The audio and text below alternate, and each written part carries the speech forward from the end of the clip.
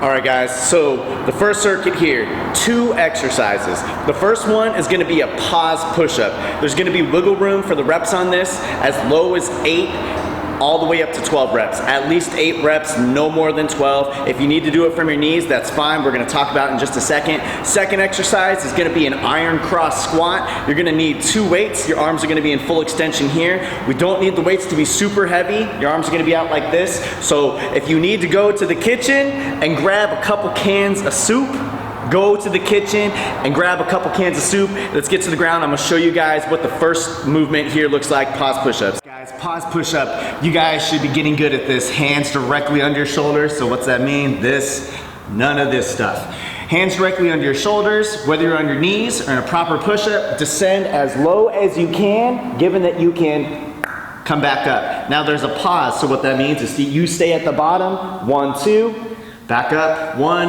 1, 2, back up, that's 2. Now, what we wanna make sure is that you're getting good range of motion. So although you might be kind of eager to do a real push-up, if your real push-up, so to speak, looks like this, you need to go down to your knees.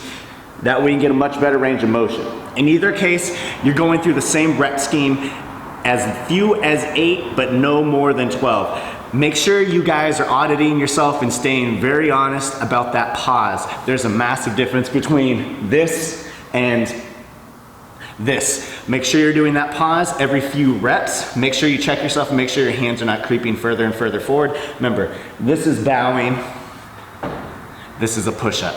Second exercise, iron cross squats. Let's go into that. All right, guys, so iron cross squats.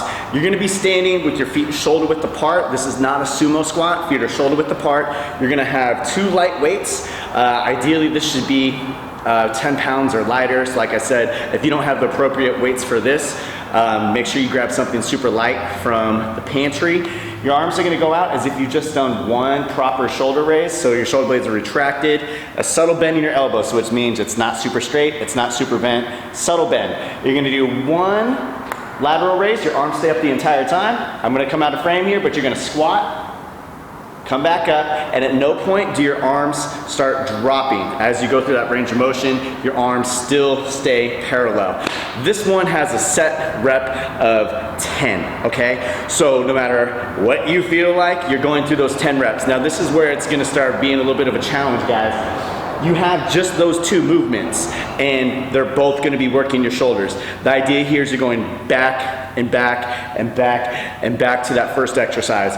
1, 2, 1, 2, 1, 2, 1, 2. This is supposed to feel like crap. So some of you super duper strong people out there who just bang out regular push-ups, you very well may need to have some humble pie and find yourself doing proper kneeling push-ups, okay? So with this one, we don't need to see you going back from exercise to exercise super quickly. So what I mean by that is after you do your push-ups, yeah, go immediately into your iron cross squat. But after that iron cross squat, give yourself, 3, 4, 5 seconds before you bang out those push-ups again. We don't need you getting out of breath because you're moving so quickly here. We just want to make sure that we're burning out those muscles. Now, the catch here, 2.5 minutes non-stop with those little kind of micro rests at the end of those iron cross squats.